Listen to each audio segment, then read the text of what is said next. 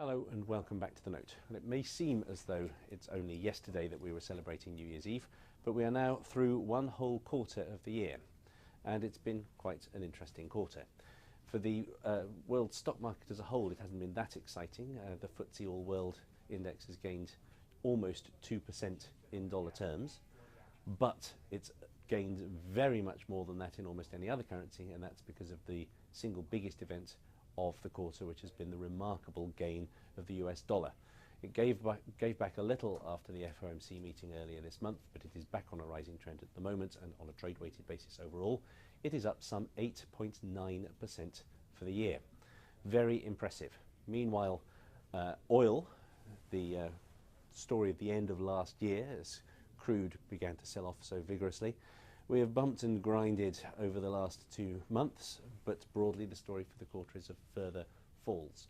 Brent is down some 4%, WTI is down almost 11% for the quarter. If we'd not had such a dramatic fall preceding it, that would have been very big news indeed. I'd now like to focus on 2 of the other more interesting developments and try to explain what's going on.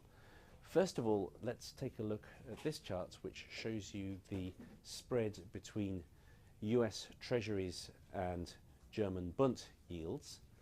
And you can see that that spread continues to be remarkably high, that people continue to have a big incentive to buy US Treasuries because yields on alternative government bonds are so low. Why is that? Well, over the last few months, it plainly would appear to be because the ECB's balance sheet is expanding under the new system of QE.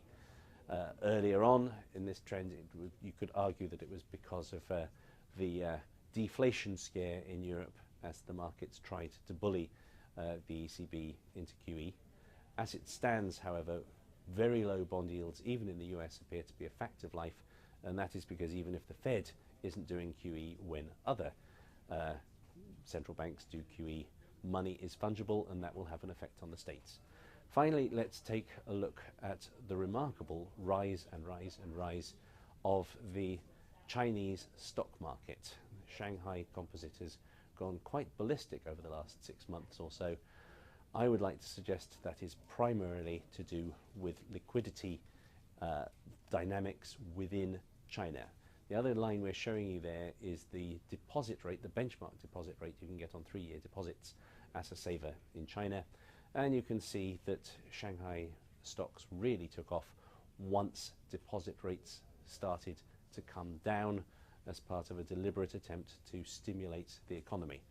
Now, it has long been the case, it was obviously the case during the Shanghai bubble in 2007, that the Chinese authorities can move or manipulate the stock market there, but they can only do so using blunt instruments, that when they try to nudge it a little, it will move a very long way. That appears still to be the case. The remarkable rise in Shanghai stocks is happening even as people are concerned about the economy, and that is because it continues to overreact to government stimuli.